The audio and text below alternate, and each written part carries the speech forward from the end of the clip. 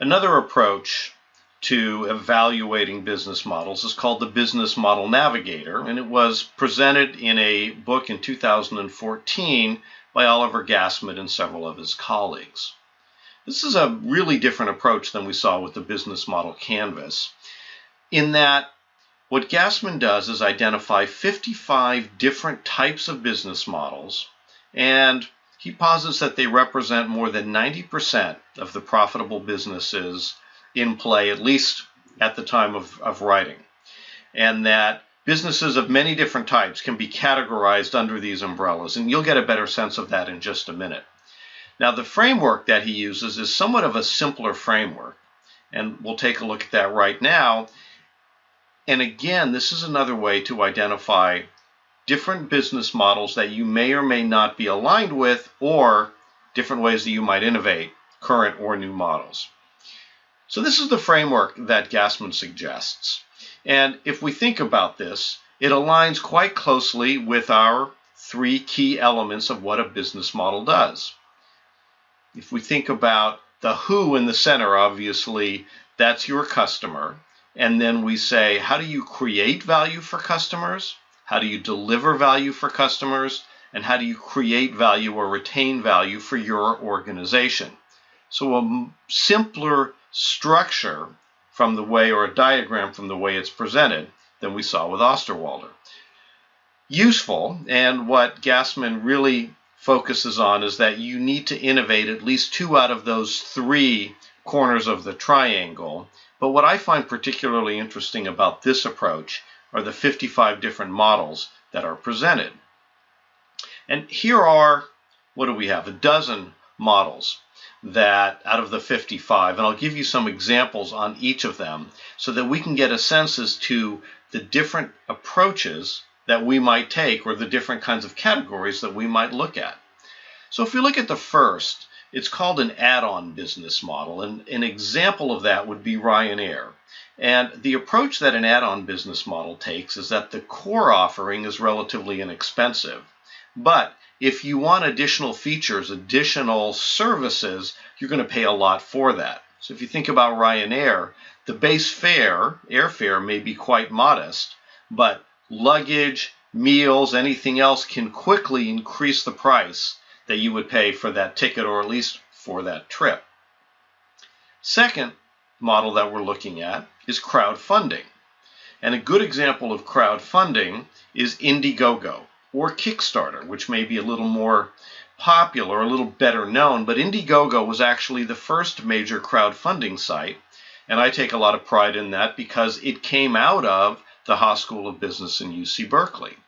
Of course, with crowdfunding, an entrepreneur puts forward a product, typically represented in a video, and asks potential customers or investors, but it's being used particularly now for customers, to agree to either buy or invest a certain amount of money. And once they hit a certain threshold, then the project is greenlit.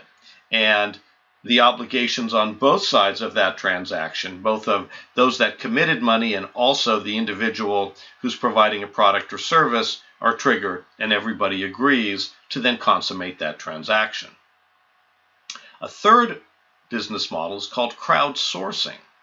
Now, if you think about crowdsourcing, a great example of this is 99 Designs, which you may have used. And 99 Designs is where someone who is seeking a design, a logo, let's say, or an illustration, goes to the website, puts their request out there, and designers around the world will come back and say, I can deliver that design for X amount of money, or here are some thoughts on it.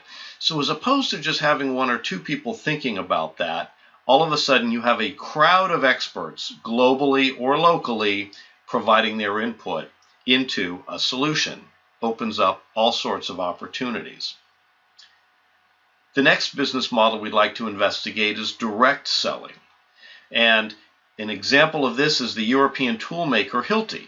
So as opposed to going through traditional retailers, Hilti goes direct to the end consumer and has created, if we think about channels and infrastructures and partners, the right infrastructure to be able to capture that excess value themselves, which they then reinvest back into the way that they sell and support their products. The fifth out of our business model examples is franchising. And an easy example of that is McDonald's, that American hamburger chain that started out as a single chain, and as it grew, it owns its own stores, but it also provides a franchise to people who are willing to buy in to open up McDonald's under that brand name. And there's a lot of other things that come with franchising, which includes operating manuals and best practices, sometimes supply chains as well, that make those franchises more likely to be successful. It's one of the reasons why, of course, people pay for them. Next up on our list of business models is freemium. And a good example of freemium is Dropbox or Spotify, where you get a certain amount of service for free. But if you want more, you have to pay for it. It's a way to quickly expand your business because people will try it for free, and then as they like it, as they find value in it, they'll pay for that value. Next up is licensing, and an example that I'd like to quote here is Dolby Labs, which is the San Francisco Bay Area sound quality and audio quality company that has created a number of new technologies to improve audio quality. And as opposed to manufacturing their own equipment, what they do is they license those rights to stereo manufacturers and other audio component providers who then incorporate the Dolby technology in the equipment and pay a licensing fee back to Dolby. It can be a very efficient way to generate revenues, but the value that you deliver has to be very clear, and typically that intellectual property needs to be protected, and it is in the case of Dolby. Next up is mass customization. Now, mass customization is interesting because here you're selling thousands or millions of products, but each one is customized. What's a good example of that? How about Dell computers? In fact, Dell's unique value proposition is that it quickly creates customized computers for everybody who orders it and delivers them within just a few days. Everybody gets exactly the features that they want. Next up is the pay-per-use business model. What's an example of that? Well, an example I'm thinking of is something that many of us do every week, and that is we will buy a movie on our current cable or satellite TV provider or online and pay for the right to watch that movie just that once.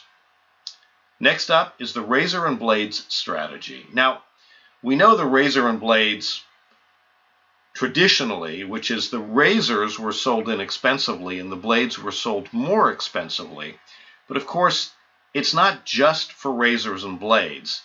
One of the examples, and we referenced it earlier, is Nespresso, where Nestle makes less money than they might ordinarily on the coffee makers, but makes a lot of money on those Nespresso coffee pods and creates that subscription service. Two more. One of them is rent instead of buy. And in this instance, let's take a look at the car business. We've talked about transportation a number of times.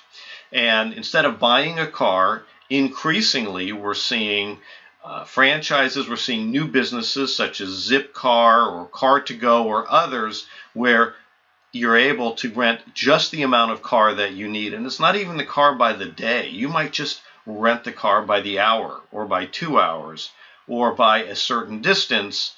Those business models are evolving as technology is making it easier and easier for us to enable those transactions and track cars, users, and payments. And finally, the last of the 12 that I wanted to highlight here is the subscription business model. And a great example of that is Netflix, which has recently expanded now into hundreds of countries. And as opposed to renting by the movie, you subscribe to Netflix, and all of the content that Netflix offers on whatever subscription level you have is available to you. So these are just a number of examples that we wanted to focus on within the 55 that are available in the Business Model Navigator book and model. When we come back, we'll look at freehand illustration.